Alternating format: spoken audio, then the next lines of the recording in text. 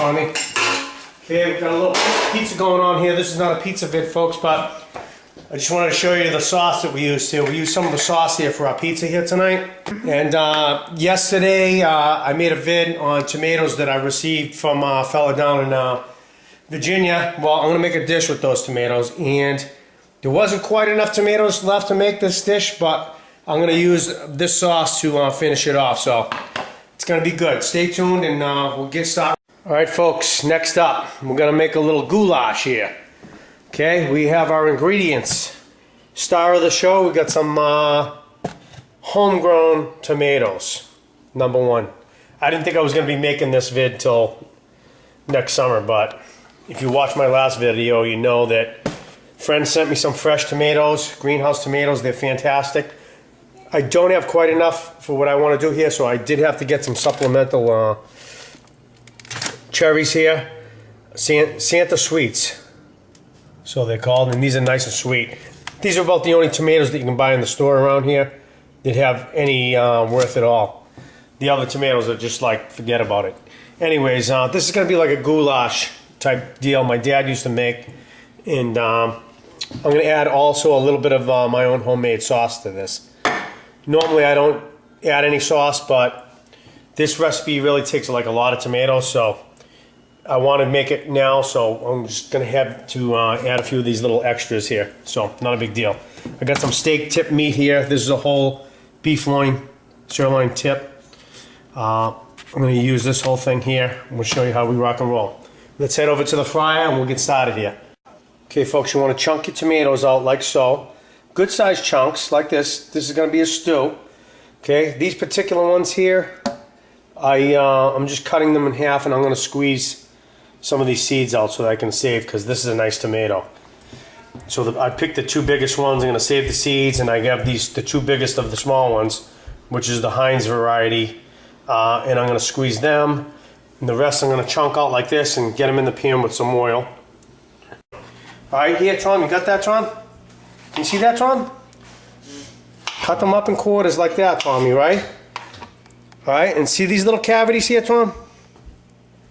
Just want to run your finger right in there. See all the gel come out with all the seeds?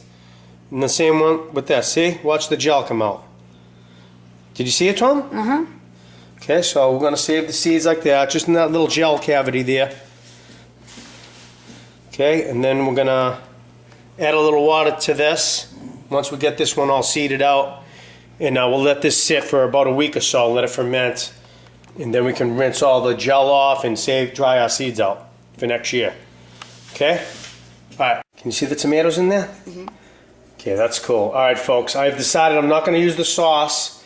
I'm just going to use the tomatoes that Bobby gave me here. So these are just full tomatoes, straight up tomatoes. There's no store-bought tomatoes. These are all greenhouse, homegrown tomatoes. Okay, I got a pan full here. And before we get these started, I got some olive oil in the bottom of the pan. I've got another pan here we're going to prepare our steak with. I'm going to pre-cook some of my steak in here. We're going to show you how we do that. And then once our steak gets cooking, we'll turn on the tomatoes, start stewing them. We'll show you how we rock the house now. Right, Ash? Alright, we're going to prepare our steak tip meat here. This is a whole loin, steak loin for steak tip meat. And as you can see, the grain is running this way. So we're going to cut it with the grain. Maybe we're just going to put 2 cuts in it with the grain, like so. Maybe one here. Okay, and now we're just going to chop this up against the grain at an angle, like so. And these are going to be our pieces of meat. We're going to just whack them and stack them right there. Okay, we'll show you how we rock and roll over here. We'll get these cut up. See that, Ash? Mm-hmm. At an angle, like that, so across the grain, so when it cooks, it'll come off easy when you take a bite. Okay, this is nice meat. Ready? Yep. Okay, Ash, so we want to cut slices like that, not too thick, like that. You can use, my father used to use leftover steak with this, and that's what he used to make. We call it goulash, this dish, but you can call it what you want. Stewed tomatoes with steak. I'm not sure exactly where he got the recipe from, but he made it his own and everyone loved it, so he was kind of famous for this recipe. So I'm going to dedicate this one to my dad. Passed away a few years ago.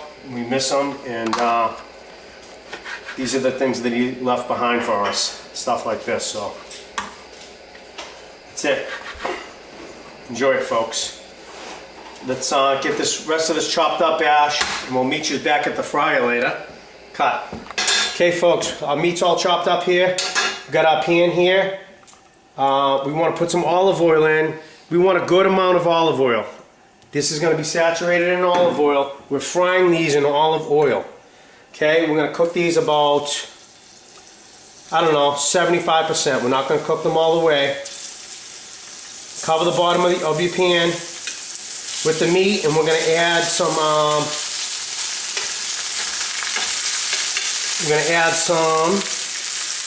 got a little too high there. We're going to add some oregano to this. Okay, we're going to do about this much at a time. We cook that much, and we're going to dust it with oregano. Good amount of oregano. Dry oregano. Make sure every piece has a good amount on there. Make sure you have plenty of oil in the pan. Okay?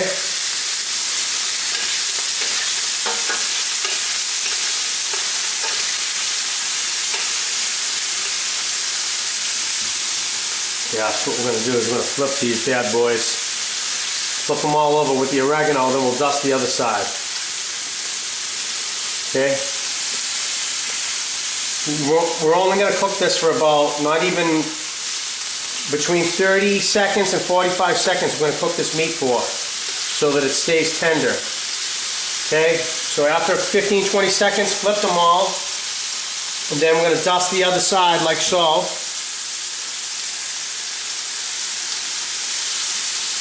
Okay? Get that one. This guy's trying to escape. No, that one. Okay, that's good, Ash. Alright, so that's it. It's only been about a minute, folks. It's okay if some of them are a little bit red like this. You want them to still have a little bit of redness to them, which means it's not entirely cooked. Otherwise, it's going to get hard on you, okay? So the pre-cooked ones we're going to separate into another pan like so. Okay, we're going to just do that until all of these are cooked, and we'll have a full pan of pre-cooked steak over here, and then we'll get back to the recipe.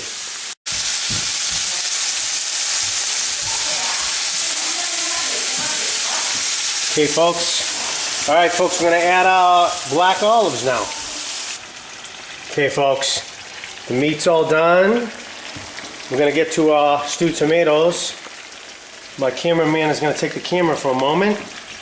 We're going to add some of these oil-cured olives. These are fantastic. See how black they are, folks? The flavor from these are fantastic. You're going to put a few, 3 or 4 handfuls. Even if you do not like these olives, you need to put them in anyway, because it's the flavor that they omit.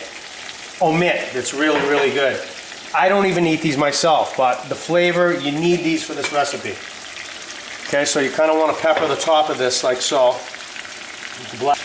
That's that. Add your salt. Mix that up a little bit. At this point, you can lower it down a little bit. The tomatoes are starting to break down nicely. Okay, so once they really start to break down and you can mush them all, then we're going to add our steak to this at the end. And also to this, we're going to add about a tablespoon of oregano. More oregano, a lot of oregano. Maybe 2 tablespoons for this big of a batch. So load it up with your oregano. That's basically the recipe, folks. There's not a lot to this. The smell and aroma is out of this world, though, I gotta tell you. Okay, so we're just gonna keep cooking this till everything's stewed down.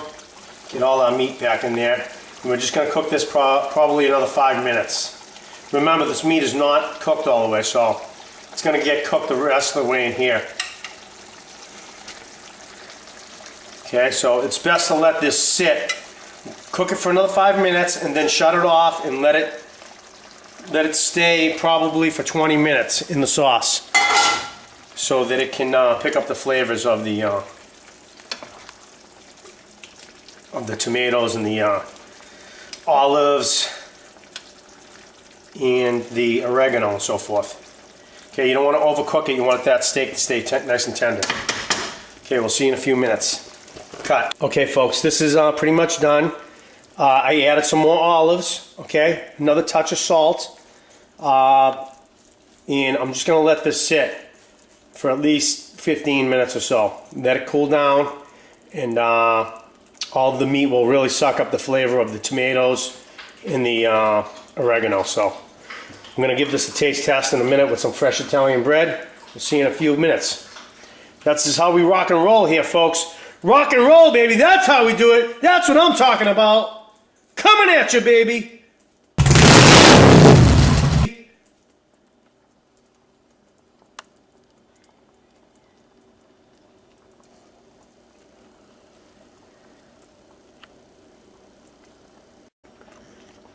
Like I said, folks, I don't know where my dad got this recipe, but it's he's been doing it. He did it for years, and this was his signature dish. So this one's dedicated to my dad. We miss him, and he was a hell of a guy. So anyways, hope you guys enjoy this, folks. I'm gonna plate this up a little bit after we let it rest for a minute, and just a little. Let's give this a little taste test here, folks. Give it a little dunk with your bread. And see how nice and tender that meat is?